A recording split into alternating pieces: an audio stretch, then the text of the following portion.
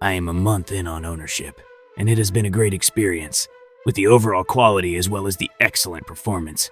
Well worth my 3-year wait. Extremely quiet on the highway, but has tons of power for acceleration. Corners amazingly well considering it is a pickup truck. I cannot think of a better vehicle, considering its versatility and power. Update: 4 months into ownership, and I am very glad I placed a pre-order in 2019 for this amazing vehicle. It has exceeded my expectations in its speed, handling, ride comfort, and practicality. It is not perfect. As others have written, the lack of phone interface is unfortunate, and my electric tonneau bed cover is glitchy. They told me a fix is being worked on, so they were upfront about that, but I am pleased with the other features. No issues with fit and finish. The storage in the front trunk and gear tunnel are great. The seats are very comfortable, and I have great headroom and legroom, needed at 6'6". The acceleration is outstanding, and the ride level adjustment with the air suspension is a great feature. I am very glad I now have the R1T. Like many, I assume, I bought the Rivian wall charger with my R1T. I had it installed on its own 60 amp breaker within a 200 amp panel.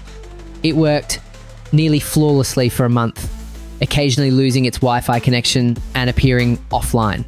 After a month, suddenly the vehicle would charge for 15 minutes, then the charge indicator would turn red and I'd get a charging error. I would unplug, try again, turn off the breaker to the charger, try again, etc.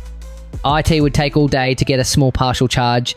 I contacted support and spent hours rebooting the vehicle and the charger until it completely stopped recognizing being plugged in.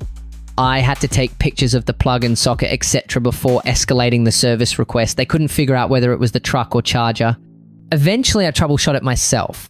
I had no trouble using the local fast DC or level 2 chargers, my juice box 32 amp at my cabin, and the portable Rivian charger worked fine too. So it was obviously the charger. I asked for service. They then insisted that I take photos of the inside of my electrical panel, zoom in on the circuit breaker, open the Rivian charger and photograph it. It worked fine for a month, then failed, but their explanation is that it's wired incorrectly. I bought a 48 amp juice box instead and had it installed on the same circuit.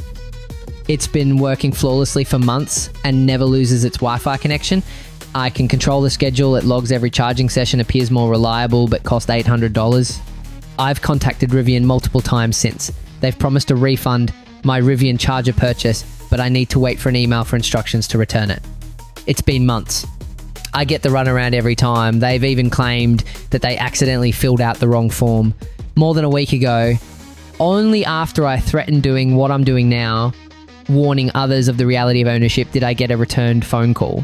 He was very pleasant and apologetic and assured me that he would personally follow up to be sure I got the email with return instructions either that day or the next.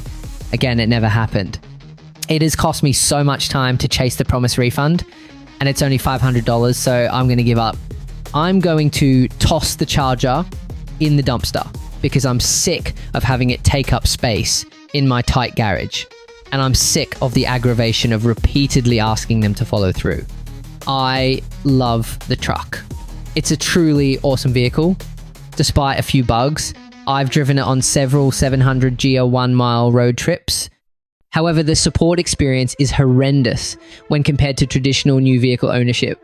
I just wanted it fixed, but I had to do the legwork, the troubleshooting, and eventually buy the replacement part myself.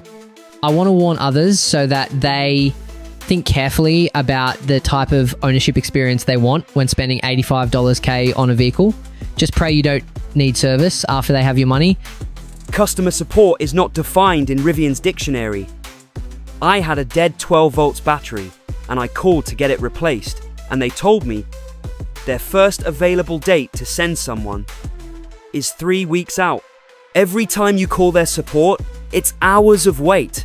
Their chat is a joke. Any time of the day or night when you open the chat, your number 30 to 40 is in line with hours of estimated wait. Worst customer experience I've ever had. Rivian sold a truck advising us to never close the truck bed cover. No fix yet. About 7 months later, batteries won't charge. 350 kilowatts charger couldn't charge truck. Rivian service center is so backed up, they can't even look at it for 10 days. Will be it weeks or months before we have a truck that works again? How long will fix last? Also, Rivian self-drive is far worse than other manufacturers' product. On many roads, including highways with clear lane strips, driver cannot activate self-drive. Both other brands we own don't have those problems. Will Rivian be here in 5 years? I wouldn't buy again. I love the truck R1T, not crazy about Alexa. Amazon features which are required for use, but beyond that, it is really fun to drive. Customer service not great 5 months after delivery, and they can't seem to get me my plates, so I am driving with expired tags, and no one at Rivian seems to be making it a priority. I am a long-time Tesla owner.